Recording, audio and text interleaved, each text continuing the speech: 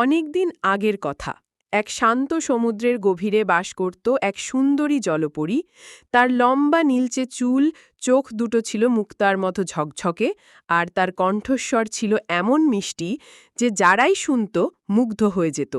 জলপরীর স্বপ্ন ছিল একদিন উপরের জগৎ দেখতে যাওয়া, যেখানে সূর্য আলো ছড়ায়, আকাশে পাখি ওড়ে আর মানুষ বাস করে। কিন্তু তার বাবা, সমুদ্রের রাজা, তাকে সতর্ক করে দিয়েছিলেন মানুষের জগতে যাওয়া বিপজ্জনক।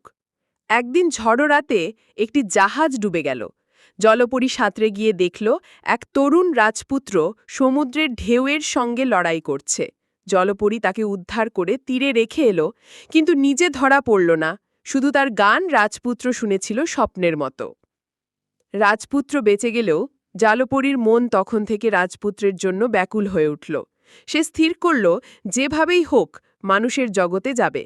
এক সমুদ্র জাদুকরিণীর কাছে গিয়ে সে তার লেজের বদলে পা পাওয়ার অনুরোধ করল।